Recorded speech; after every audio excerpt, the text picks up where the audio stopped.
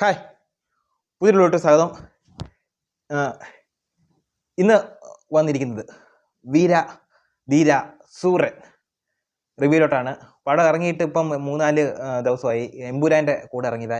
എമ്പുരാൻ്റെ ഓളം കാരണം പടം കാണാൻ കുറച്ച് താമസിച്ചു പോയി. ഇപ്പം നിങ്ങൾ ഇതിൻ്റെ റിവ്യൂ ഒക്കെ അറിഞ്ഞു കാണും. ഞാൻ പടം കാണാൻ കുറച്ച് താമസിച്ചു പോയി. ഇപ്പം എൻ്റെ ഒരു അഭിപ്രായം ഞാൻ ഈ വീഡിയോയിലൂടെ ഷെയർ ചെയ്യാം. വീഡിയോ അവസാനം വരുന്ന കാണണം. ചാനലൊന്ന് സപ്പോർട്ട് ചെയ്യുക.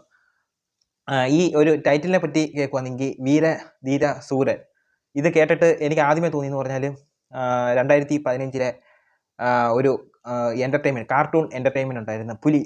പുലിയുടെ ടൈറ്റിൽ സോങ് ആയിരുന്നു വീര സൂറ പുലി ഓൺ ദി വേ വേ വേ. അങ്ങനെ ഒരു സോങ് ഉണ്ടായിരുന്നു, നിങ്ങൾ കേട്ട് കാണുമായിരിക്കും. എനിക്ക് ആദ്യം ഇതിൻ്റെ ടൈറ്റിൽ കേട്ടപ്പോൾ എനിക്ക് ആ ഒരു സോങ്ങാണ് ഓർമ്മ വന്നത്. പിന്നെ ഈ ഒരു പടത്തിനെ പറ്റി പറയുവാണെങ്കിൽ ഇത് ക്ലൈമാക്സ് ആണ്. ഈ പടം ഇത് 2 പാർട്ടാണ്. ഇതിൻ്റെ ആദ്യത്തെ പാർട്ട് ഇനി ഇറങ്ങാൻ കിടക്കുന്നേ ഉള്ളൂ. ഇത് ക്ലൈമാക്സ് ആണ് ഇപ്പം കണ്ടത്, ക്ലൈമാക്സ് പാർട്ട്. ഇനി ആദ്യത്തെ പാർട്ട് ഇനി വരാൻ കിടപ്പുണ്ട്, 2ാമത്തെ പാർട്ടായിട്ട്. എന്തൊക്കെ ബുദ്ധി നോക്കിക്കൊണ്ട്. ഡയറക്ടർ അരുൺ കുമാർ. ഈ പുള്ളിയുടെ നേരത്തെ പടം എന്ന് പറഞ്ഞാൽ എന്തോ ചിതയോ അങ്ങനെയുള്ള ഒരു പടം ഉണ്ടായിരുന്നു. അത് ഒരു ഡാർക്ക് മൂഡ് ഒരു പടമാണ്. പുള്ളിയുടെ ഡയറക്ഷൻ എല്ലാം നോക്കിയാൽ മതി, ഒരു കളർ ഗ്രേഡിങ് എല്ലാം ഒരു ഡാർക്ക്. അതേപോലെ തന്നെയാണ് ഇതിൻ്റെ ഒരു പോയേക്കുന്ന പാറ്റേൺ, ഒരു ഡാർക്ക് മൂഡ് പോയേക്കുന്ന ഒരു പടമാണ്. പക്ഷേ എനിക്ക് സത്യം പറഞ്ഞാൽ ഈ ടോട്ടലി ഇതിൻ്റെ എടുത്ത് പറയുവാണെങ്കിൽ ഇതിൻ്റെ ഒരു ചെറിയ രീതിയിലാണ് പടം പോകുന്നത്. പടം ഒരു ചെറിയ രീതിയിൽ പോയി ഒരു 20 മിനിറ്റ്, ഒരു അരമണിക്കൂറിനകത്ത് വെച്ചാണ് ടൈറ്റിൽ കാർഡ് കാണിക്കുന്നത്. ചെയ്യാൻ വിക്രത്തിൻ്റെ ടൈറ്റിൽ കാർഡ്. വിക്രത്തിൻ്റെ പടം എനിക്ക് പൊതുവെ എനിക്കിഷ്ടമാണ്. അതായത് പുള്ളിയുടെ ഒരു എന്നുവെച്ചാൽ പുള്ളി ഒരു അഭിനയ പ്രാധാന്യമുള്ള ഒരു പടമേ പുള്ളി എടുക്കത്തുള്ളൂ. ഇതും അതേപോലെയാണ്. പുള്ളിക്ക് എന്തോ പെർഫോമൻസ് ചെയ്യാൻ നല്ല ഒരു സ്പേസ് ഇതിനകത്ത് കൊടുത്തിട്ടുണ്ട്. പിന്നെ പുള്ളിയുടെ ക്യാരക്ടർ എന്ന് പറഞ്ഞാൽ ഒരു എന്താ ഒഴിഞ്ഞ് ജീവിക്കുന്ന ഒരാൾ, ഒരു സാധാരണ മനുഷ്യൻ. ഒരു ഭാര്യയുണ്ട്. ഭാര്യയുടെ റോള് ചെയ്തേക്കുന്ന തുഷാര വിജയൻ.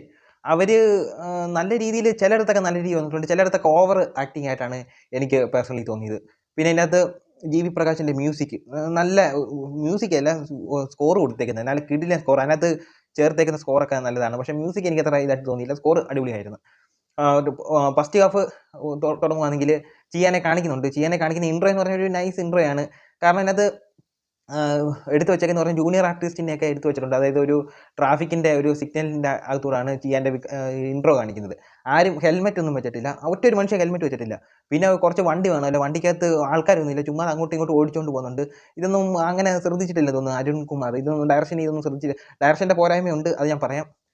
പിന്നെ ചെയ്യാൻ പോയി വളച്ചോണ്ട് വരുന്ന കാണിക്കുന്നത്, അത് നൈസ്.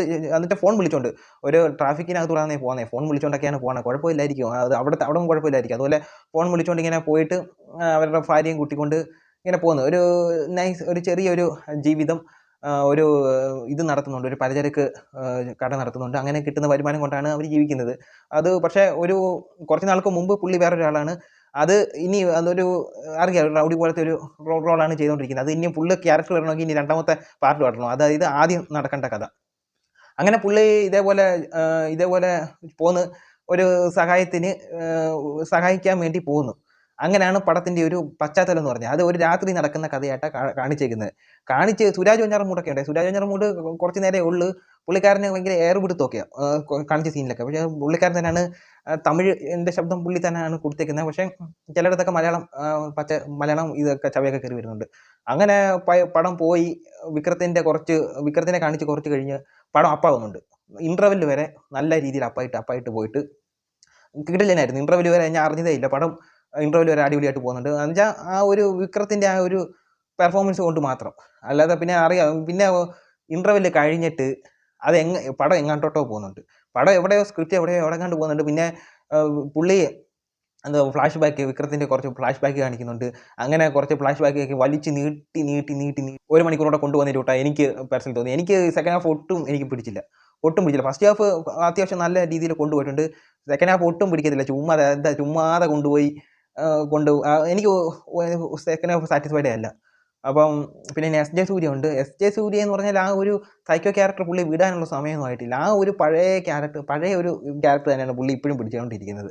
അങ്ങനെ പിന്നെ സുരാജിൻ്റെ കാര്യം ഞാൻ പറഞ്ഞ് ടോട്ടലി. പിന്നെ വിക്രം 2 ഫൈറ്റ് ഉണ്ട്. 2 ഫൈറ്റും എന്ന് പറഞ്ഞാൽ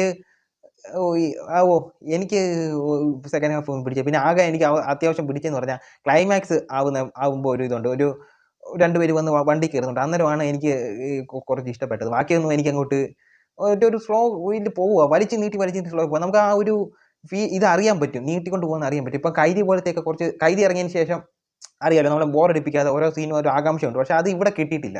അതേപോലെ എടുക്കാൻ നോക്കിയതാണ്. അതേപോലത്തെ ഫൈറ്റ് ഒരു സ്കോർ ഇട്ടൊരു ഫൈറ്റ് ഉണ്ട്. പക്ഷേ അതൊന്നും ഇങ്ങോട്ട് എനിക്ക് അത് ആസ്വദിക്കാൻ പറ്റിയിട്ടില്ല.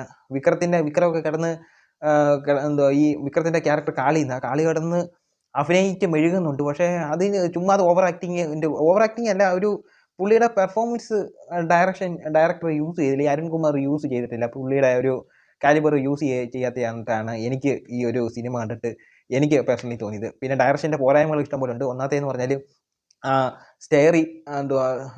ടെറസിൽ വെച്ച് കുറച്ച് സീനുണ്ട്. ഒരു സീനെ പിടിച്ച് കാണിക്കുന്ന ഒരു കൂട്ടാണ് എനിക്ക് തോന്നിയത്. പിന്നെ രണ്ടാമത്തെ പോരായ്മ എന്തെന്ന് പറഞ്ഞാൽ വിക്രത്തിനെ കാണാതാവുന്നത് എന്ന് വെച്ചാൽ ആ ഒരു കല്യാണ മണ്ഡപത്തിൻ്റെ അവിടെ വെച്ച് വിക്രത്തിനെ ഭക്ഷണം കൊണ്ടുവന്നിട്ടുണ്ട്, ഭക്ഷണം കഴിച്ചിട്ട് പോകാന്ന് പറയുമ്പം അവിടെ നോക്കുന്നത് വെച്ചാൽ ഓരോ സീനുകൾ നമുക്ക് പറഞ്ഞ് ചെയ്യിപ്പിക്കാൻ തോന്നും. പിന്നെ അതിനകത്ത് ആർട്ട് വർക്ക് ചെയ്തേക്കുന്നത്, ഓരോ വീടിൻ്റെയൊക്കെ ആർട്ട് വർക്കൊക്കെ ചെയ്ത് വെച്ചേക്കുന്നത് കാണാം. ഒരു ആർട്ട് വർക്ക് എന്ന് വെച്ചാൽ നമുക്ക് ഒരു നാടകത്തിൻ്റെ രീതിയിലുള്ള ആർട്ട് വർക്കൊക്കെയാണ് ഞാൻ ചെയ്ത് വെച്ചേക്കുന്നത്. അങ്ങനെ മൊത്തത്തിൽ സെക്കൻഡ് ഹാഫ് കുളമാക്കിയെന്ന് ഞാൻ പറയത്തുള്ളൂ. ഇനി ഫസ്റ്റ് പാർട്ട് ഇറങ്ങണം. ഇനി ഇറങ്ങുമോ ഇല്ലയോ എന്ന് എനിക്കറിയത്തില്ല. ഈ എമ്പുരാൻ്റെ കൂടെ പോയി പക്ഷേ നല്ല അഭിപ്രായം കിട്ടിയിട്ടുണ്ട് പടം. ഈ പടം എനിക്കത്ര പിടിച്ചില്ല സെക്കൻഡ് ഹാഫ്. അപ്പോൾ ഇത്രയേ ഉള്ളൂ. പെർഫോമൻസ് വെച്ച് വിക്രം ഫസ്റ്റ് ഹാഫ് നല്ലതായിട്ടുണ്ട്. സെക്കൻഡ് ഹാഫ് പുള്ളിയുടെ കയ്യിൽ നിന്ന് പോയി. ഇത്രയാണ് എനിക്ക് ഈ പടത്തിനെ പറ്റി പറയാനുള്ളത്. ഒരു ആവറേജ് അതിൽ താഴെ നിൽക്കുന്നൊരു പടം. വീര ധീര സൂറ. അപ്പോൾ ഇത്രയേ ഉള്ളൂ. അടുത്തൊരു വീഡിയോ വരുന്നത്.